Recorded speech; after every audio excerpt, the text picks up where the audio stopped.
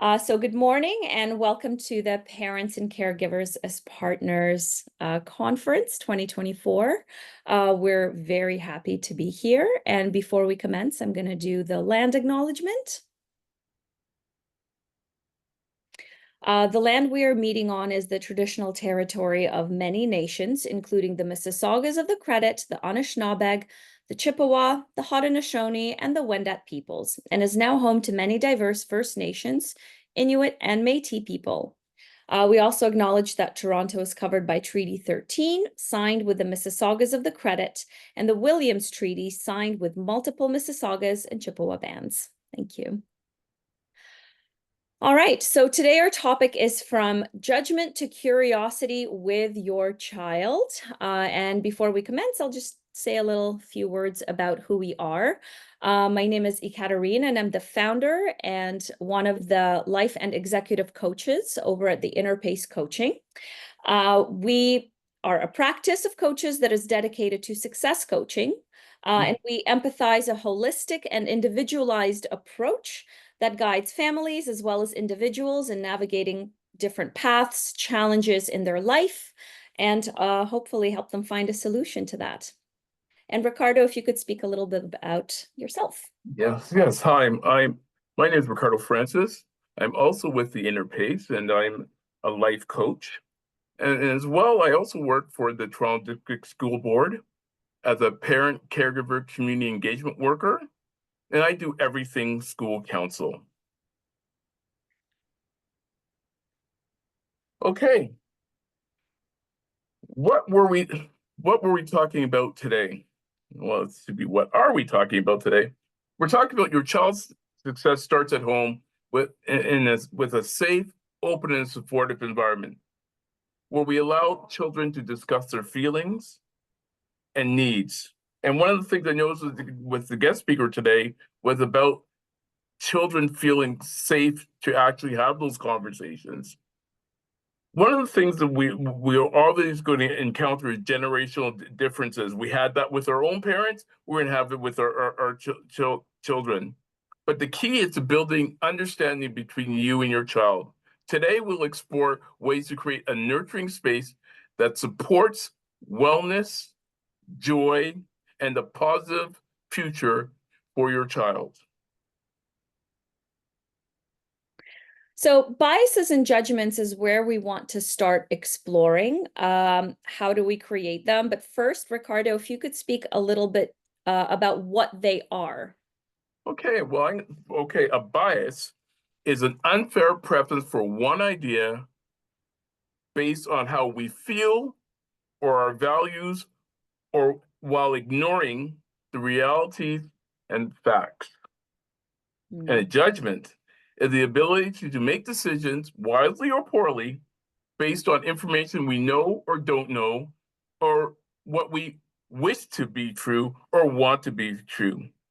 Judgment is very rigid and does not lead to positive dialogue, and further, a lot of times it causes harm.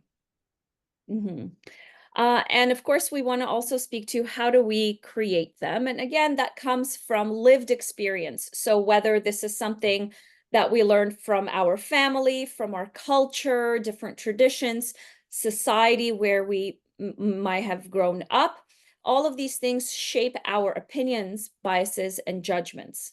Now, what we want to be mindful of and why we're speaking to this today is that they are not always very useful in creating trust and communication within our families and, even with people around us. So we want to be mindful that in not creating a safe space inside our home, we may actually push our child away and possibly towards an unsafe environment. Yes, unsafe environments, unsafe behaviors where we have no control. And of course, there are many different reasons for passing judgments that can happen. Perhaps, we've made mistakes in our lives and we're trying to prevent our child from making the same mistakes, right? Very reasonable. Perhaps our preferences are a little bit different. So my taste in music, my taste in fashion, food, they're not something that I would ever wear. Yes, and that comes as a statement of judgment. Maybe I've already been through something, and again, I'd say, well, that's not how I would do that. So we want to be mindful of all those things. And we do understand that all of this comes from a place of care for our children, but we want to be mindful that this is also coming from our lived experiences, which is different than that of our children. Thank you, Katya. And I just want to remind everyone that if you have any questions whatsoever, please put them in the Q&A as we go along, and they'll be answered at the end. So, how can we become aware? Well, actually, what can we do differently? And that is, how can we become aware of our biases to avoid harming others? Or how do we share our own fears about their future and our roles in making that happen? Sometimes I'm first going to speak to how can we be aware of our biases. Sometimes we just have to sit there and self-reflect as to where that is, if we're on the same page, and actually, if we're actually being focused on the issue at hand, or we're bringing other issues to frame the conversation. The other way to really understand biases is sometimes to bounce them off other people, friends, colleagues, or a wise aunt, for instance, to help us understand whether we're grounded in what is actually true.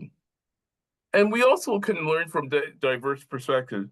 One of the things that when diverse perspectives, one of the things that I find even in my own work is engaging with people that don't have the same perspective as me, enlightens me as to, wow, maybe I could do things this way. Maybe my thinking isn't as I think it's perfect, for instance, but that it could be effective. The other thing is to educate ourselves. And for me, that's reading, that's sometimes watching television, which is sometimes, or listening to podcasts, just to get, again, different perspectives. So make sure that when I'm speaking without bias. And sometimes when I'm having conversations, I sometimes have to just take a pause and question, where am I going the right way on this? Is there something else affecting how I'm thinking? Am I keeping on track to what is happening in the here and now, or am I bringing other things in? So how do we share our own fears? Now, this is a really difficult one in terms of, because we have to be vulnerable. We have to share our concerns with our child to focus on how that resilience in our souls was built. We got to emphasize the skills that we've learned in building challenges, and actually in being vulnerable. We also got, sometimes things didn't work out. We would have preferred it did, but it was that knowledge and that understanding and that knowing that you won't be doing that again.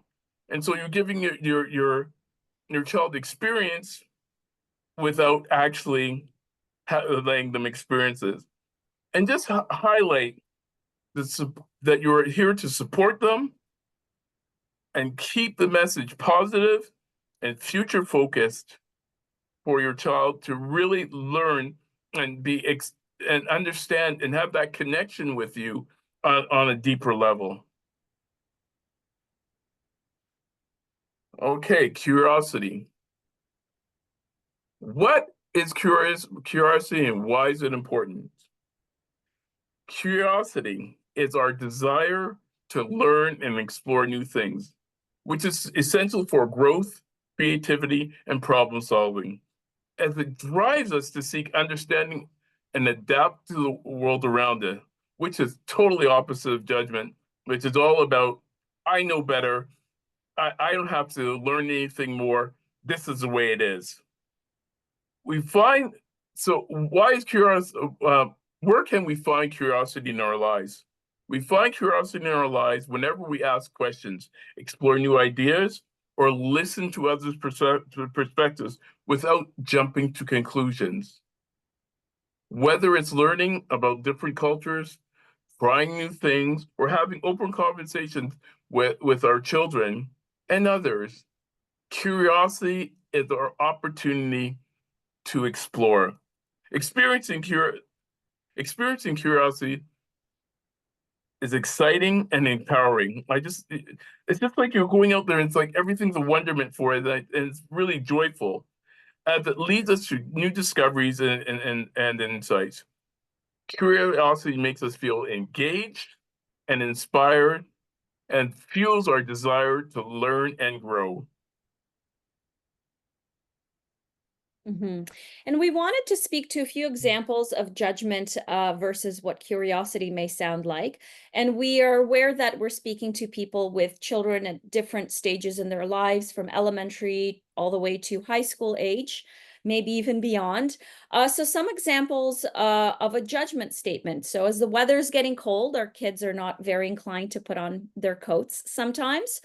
And as we're noticing our child standing there freezing in front of us, a kind of a judgment statement would be, see, I told you you should have worn a jacket today, and now you're cold and you're going to get sick. Now, that's not a very useful statement, right? It right away drives our child away from us. What do we want to do instead? Instead, we want to have a curiosity approach. What does that sound like? First, we want to make an observation. Yes, I see that you're very cold right now. How do you think we should choose to get dressed next time? Now the ball's in their court. They have to stop. They have to think about how this started, where it is right now, and then we want to give them an option. Would you like me to help you put something warm on?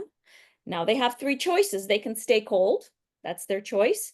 They can get help putting something on, or, perhaps they're going to say, no, I'm going to go and do it myself. So with having that approach, we're giving a little bit of autonomy to our child. And now as we move up in age, perhaps they're listening to some music that just doesn't agree with us. And we say, turn that music off. It's awful. Right? Again, number one, perhaps we shouldn't be arguing tastes. Yes, so that is our own bias, our judgment. Now, we can also become curious and we can say, I've never heard of that artist before. What is it that you like about this? We want to ask questions. How does this music make you feel? What song might I like? So we're starting to connect with our child. We're showing them that we want them to share with us and that it's not going to be something we're going to shut down. And then, of course, perhaps getting on in age, now our child is spending a little bit too much time playing video games. And we say, why are you in front of that screen so much playing games? You're wasting your life. Oof, that's a really big statement to say. Yes, you're wasting your life. Instead, what can we do different? Instead, we say, hey, I noticed. Oh, there it is. I noticed it, right? I noticed that you're spending a lot of time playing that game. Well, what do you like about it? What's your favorite thing? And we're not going to say, what do you like about this? Right? The tone, we're watching our tone. Maybe I can join you. Can I sit beside you and watch you play for a little bit? So again, we're coming from a place of sharing the space, sharing the emotions, and asking them questions. Yes, we want to give them a platform to open up. Now, as we begin sharing, we want, of course, to be aware of how we share our own opinions and how that might come across. We would like, in sharing our opinions and knowledge and experience, not to always sound like a judgment or a fueled statement aimed at them. Yes, we know that as they're becoming teenagers, preteens, hormones are changing. They're experiencing a lot of insecurity. They're becoming self-conscious. They're quite vulnerable.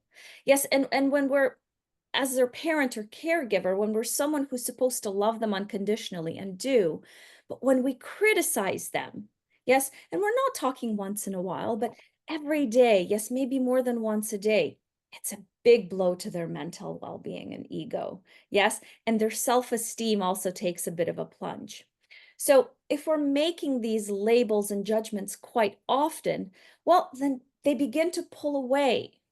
Yes, and that's quite hard to get them back in once there's a rift there. And it does start a lot younger than we all imagine. It starts in those elementary kindergarten days. Of course, in speaking to how we're sharing our opinions, we also just want to give you an example of what a label might sound like. Yeah, so a label would be saying, you are lazy. You're so unambitious. Yes, and instead of speaking to the behavior of the child, whereas oh, maybe we're behaving a little lazily, we're putting that stamp and we're saying, you are lazy, you are unambitious. So now that's in the back of their head of, oh, that's who I am as a person. It's not a behavior, but it's who I am. Yes, a judgment might sound a little different. You just don't understand what's going on, or, oh, you're lacking in focus, or perhaps you're not trying hard enough. You're not smart enough. Well, you're not as good as. So these are all statements of judgment for our child. Very, very good. And now I'm going to speak to things to watch out for in your own behavior. This is about us. And this is when we're having conversations. Be cognizant of your tone. Whether you're sounding angry, that anger is going to come through. And your child isn't going to be is not listening to what you're saying. All they're connected to is your feelings of anger. The other thing is to really watch out for cadence, which is the speed, how fast you talk, because you want your child to have the opportunity to actually hear what you're saying and be able to actually digest it and process it. So these are one thing. The other one is positioning. And this is when it's all about how you are in relation to your child. If you're towering over them, that makes them feel fearful. So take the time, sit down, be at eye level with them, and have that conversation, and ensure that they feel that with that positioning they feel safe. The environment. This is a common thing that, and I'm guilty because can't keep I can't hold it in sometimes, and I end up talking to one of my children in front of another, and they've told me this countless times. You're embarrassing me, and I know it feels demeaning to them. So actually, when you talk to a child and other people are present, they're really thinking about how can I get out of here rather than listening to what you have to say. The other thing is a state of mind. And this is when you're coming home from work or coming home from an issue, and you start a conversation with your child, and you're angry, and that anger comes through with that. At times, we have to have those conversations. Other times, we can set it aside for another time. But when you have to have those conversations, I use this term called FIST, and it's called first I will stop and think and breathe. And that way, when I have those conversations, I ground myself and let go of that anger or whatever I have with them. And sometimes when children are flippant with us, we tend to be, or sarcastic, we tend to go back. No, no, no, no. We don't mimic their behaviors because we are the adults here. We mimic appropriate behaviors so we don't take these things personally.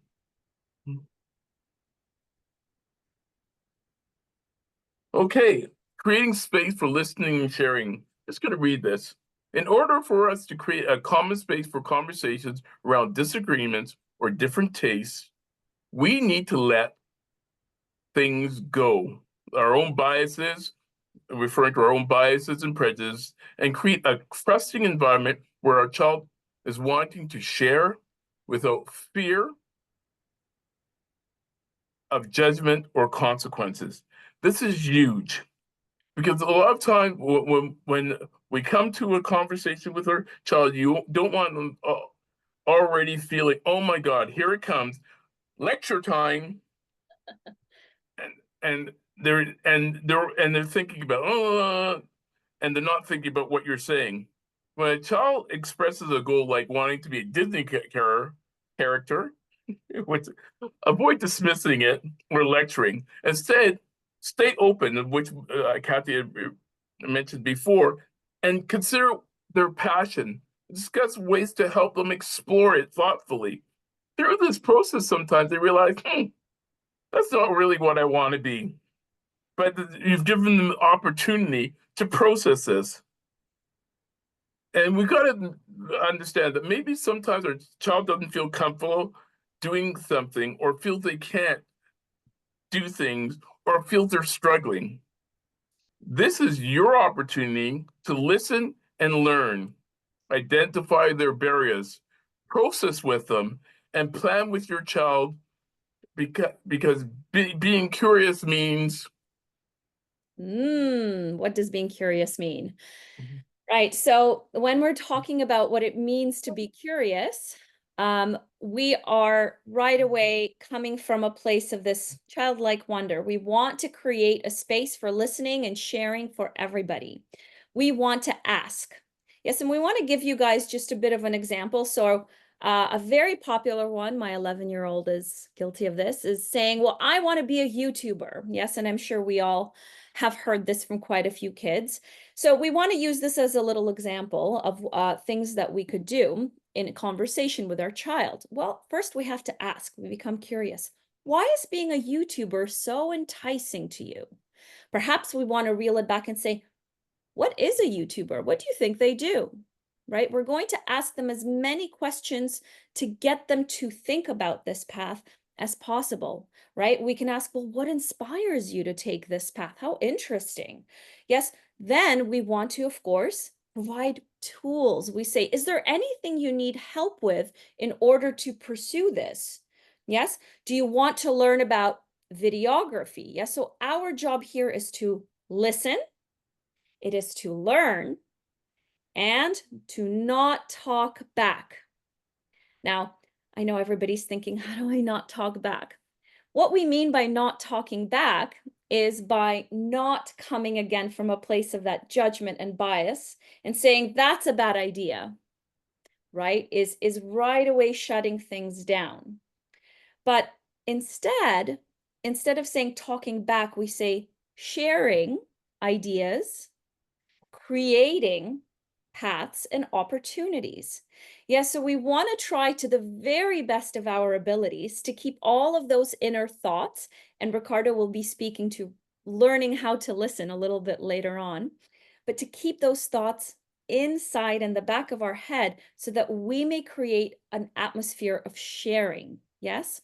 Again, we all have these shared experiences where perhaps, like Ricardo said, we want to be a rock star or a Disney princess or whatever it is. What would we have liked to receive from our parents? What kind of support? What kind of questions? Or perhaps you wanted to play soccer and were just not given the opportunity. What would you have liked to receive at that point? And of course, as we're having these conversations, we would like to be quite attuned to what our child may be feeling. And again, I know we're speaking to a lot of you whose kids might be of elementary school age all the way through to high school. So there's a whole spectrum of emotions and challenges and, places where they are in their learning.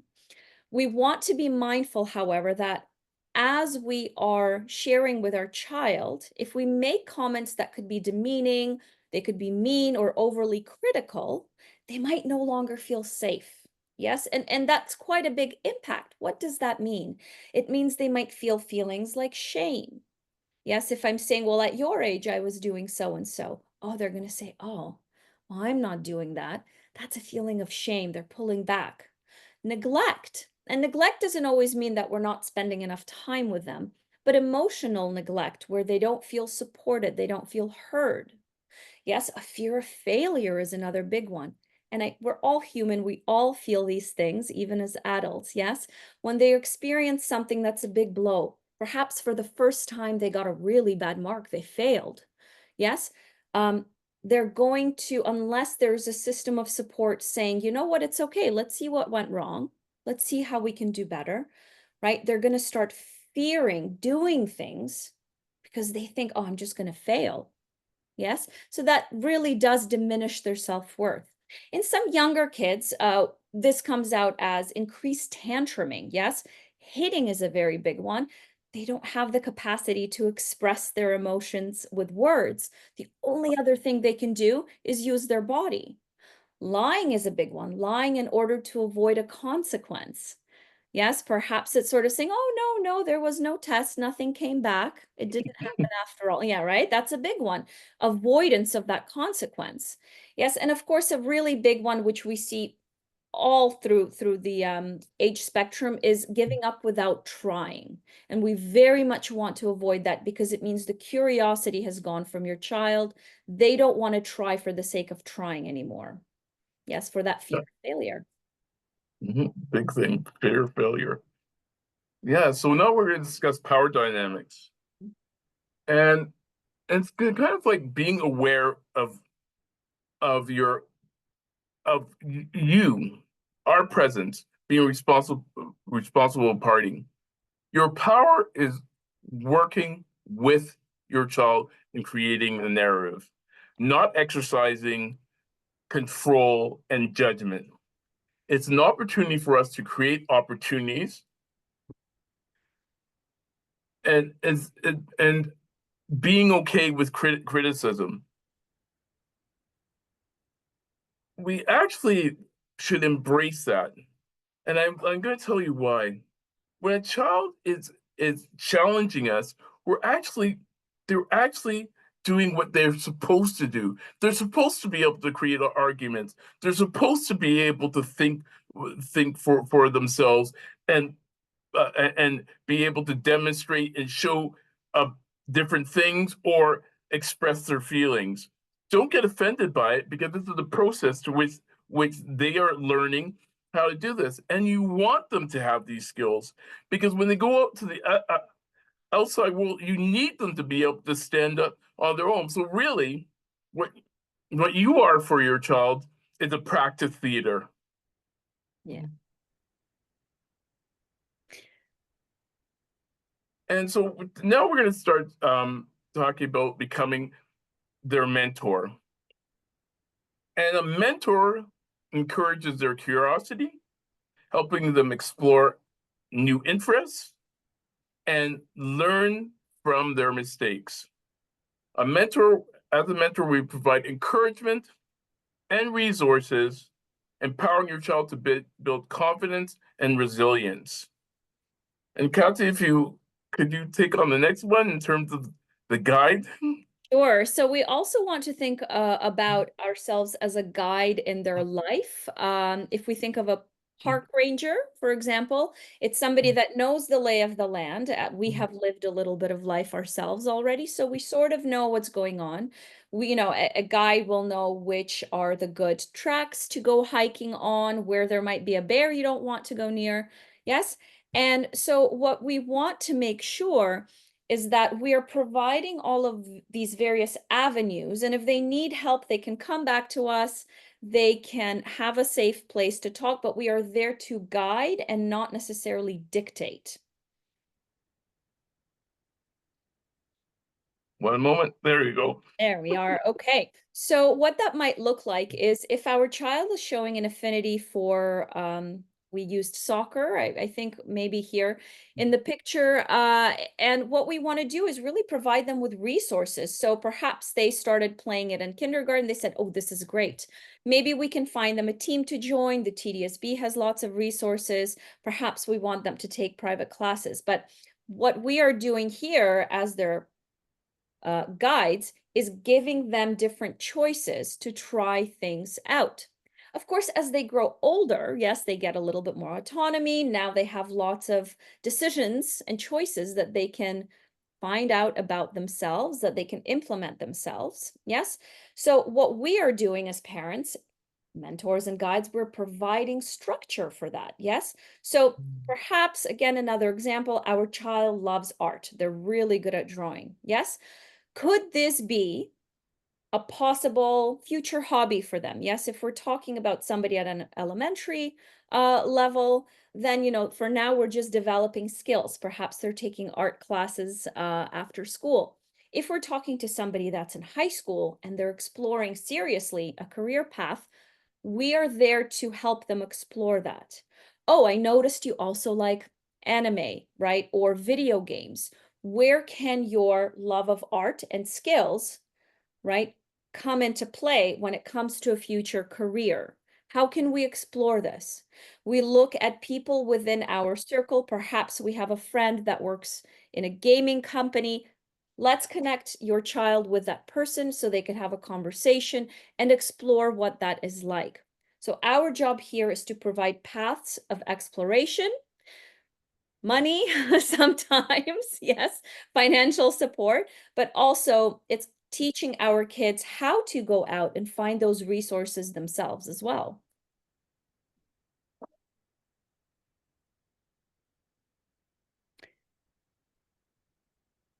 We can start this one. Oh, yeah. So, as we are life and executive coaches, one of the things we really wanted to do for you all today is to give you some tools to be mindful of, both for yourselves, but also how you are as a parent with your children. And it's how to be a good coach to your child. So, these are some of the skills we speak to even in our daily practice ourselves. And as we mentioned earlier, it's about listening. And we're going to speak at what this actually looks like. This is listening without bias. And this is active listening, and where we not on our cell phone, we're not watching the television, we're not listening to what's happening behind us. We're actually focused fully on what our child is saying without distraction. And we reflect with them to show understanding. The other thing is, again, as we spoke together, is non-judgmental. We're there to be non-judgmental, and we listen without forming judgments or assumptions. And the final thing is empathy. And that's really understanding and acknowledge your child's feelings and perspectives. I will kind of piggyback a little bit on that listening. When you are listening, um, and when we say be present as you're listening, what that means is if our child makes a statement and our brain automatically goes, "Oh, I'm gonna reply like this to that." So that is no longer active listening. Yes. So active listening is where we're really able to put our thoughts out. We're not preparing responses or comebacks. We're truly trying to be present. Yes. It's being very mindful of letting them lead the conversation almost. Co-creating possibilities together. And the main thing in that line is just it's always evolving. Yes. As we grow, from childhood to adulthood now we are also growing as parents along with every step of the way with our kids. So we want to make sure that the different possibilities, paths, opportunities that we're creating continue to evolve and they're not staying static. Yes, so we always want to make sure that we check in, that we say, hey, is this still what we want to be doing? Or is this still kind of what we're feeling? And then if something has changed, then we sit down, we talk, and we explore something new. Yes, and in developing relationships, one of the key things is uh, building that trust. And that is from being consistent, reliable, and honest all the time. And one of the things and that trust also comes from when you consequence a child, ensure that you follow through with it. Because otherwise, you're no longer trustworthy, and because you haven't stated what you mean and do what you said. So do it, hold them to it. Do not veer away from it, no matter what they say to you. Often being authentic, be genuine, and encourage them to be as well. You want your children to feel okay saying, speaking their minds, so you have a fully understanding. That way, you can address those issues. If they're not being fully authentic with you, and you're not being authentic with them, then things aren't working well. Mhm. Boundaries. One of the things we're talking a lot about is the idea of engaging with your child, listening to them and everything else. Well, that is all fine and dandy, but they also have to respect your personal limits and space for the relationship to develop. And having open communication. Again, this is foster honest, safe conversation to deepen understanding and Mhm. support. And this is to acknowledge their strengths, celebrate their progress, and offer guidance when needed. And the Yeah. other thing is shared goals. When we align with the values and goals of our children to strengthen the bond, that doesn't mean that we have to do everything like the way they do, but it means that we're willing to venture sometimes, because it can't be all the time, and down those paths, because some goals are unrealistic. But we can't pass judgment on that. We have to allow them to process with us to realize that they're unrealistic. Mhm. Whoopsie. Mhm. And perhaps again, I'll add a little bit to that. On a very basic level, developing relationships, you want to spend time with them. Yes. Now, this doesn't mean we have to go have a lavish day out. It means having some sort of ritual in your lives, whether it is dinner. For some people, it could be every night, depending on the schedule. For some families, it will be once a week. Perhaps it's going for a walk to get milk together. Let's go watch a movie. Now we have something to talk about and a shared experience. So, just even on a very basic level, that is a big part of developing relationships. If you're experiencing a rift already, so perhaps we're speaking to someone with a teenager and your relationship is already difficult, stick to these things. It takes time, as much time as it took to bring things apart. It takes time to bring things back together. Continue doing these rituals, continue being open, yes, and patient. Very hard to do. The next thing I'll speak to is clarifying expectations. Yes, and this sort of comes back to that co-creation of possibilities and evolving. And this means that we are staying flexible as our kids grow and change. Yes, and kind of to what Ricardo just said, we know some goals will be unattainable. Yes, but we want to allow flexibility in our conversations and in our life for our child to explore that for themselves, and then to hold space for them to understand that, oh, perhaps this isn't something I'm going to be able to do, right? Because it can seem very heartbreaking, both to them and to you, when we realize that the reality isn't aligning with what we want. Yes. And again, clarifying expectations is a way to put everybody on the same page. And I'll go as far as saying, as adults, this is something we should be doing as well, very much in our own lives with our spouses, with our coworkers.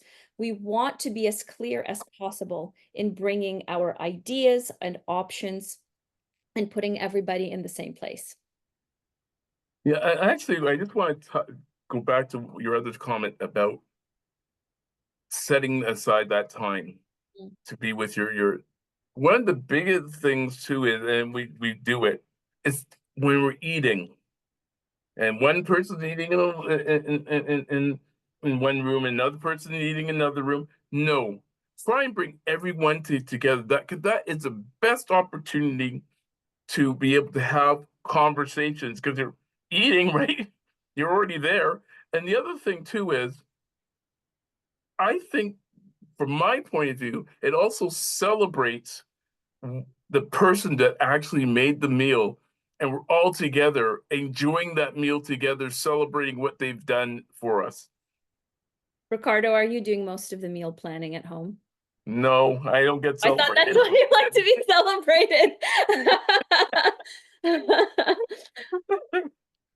No, it's actually my wife and my son now. My son, wow, it's That's a really good good. celebration. Yeah. All right, so then we're back to our last point. Uh-oh, let's go back to our Oh, slide. sorry. Developing a plan. Ricardo, did you want to speak to this one? developing a plan. Yes, I'll speak to that one.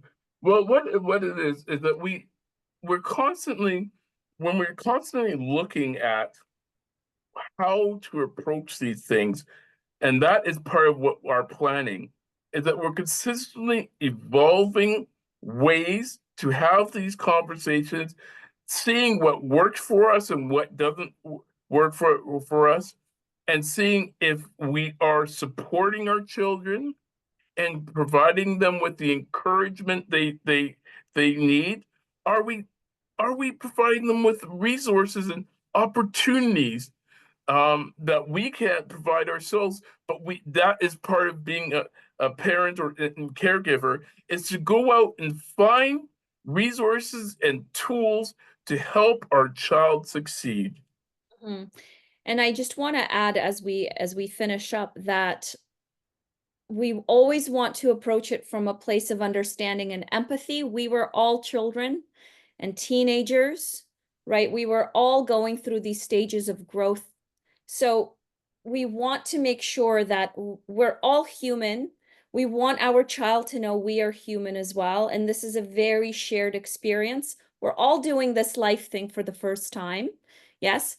We've never done this before as parents as well. So give yourself a little bit of grace as well. Don't be too hard on yourself. Don't be too hard on your child. Try to explore as much as you can together. And in that way, they will also come to rely on you very much. Yes, and create a really trusting and loving relationship. Yeah, and that reliance that the child has with you is also working towards, at some point, their independence. Yeah. So we want them to learn from us, but we also want them to also grow and be develop their own resilience, their own independence to thrive in the world. Mhm. Thank you, everybody. Please stay tuned. We'd love to take some questions. If you do have any questions for us, if you could please type them in the comments, you could raise your hand or connect to the audio. And meanwhile, while we're waiting for some questions, I'll just tell you a little bit about who we are for those that maybe missed our intro. So, Ricardo and I are both life and executive coaches, and this is what we do on a daily basis is we help individuals in essentially through challenging things that they're going through. We help them implement plans. We help them create different paths, um, of all walks of life. And so if this is something you feel that you may need, whether you're doing it in for parenting or for yourself, for work, for relationships, scan our QR code. That'll take you to our website. You can explore a little bit more of what we do. And now if anybody has questions. Well, actually, before we go there, one Mm. of the things that I just want to emphasize is these skills that we are demonstrating for working with your child are also utilized in everyday work.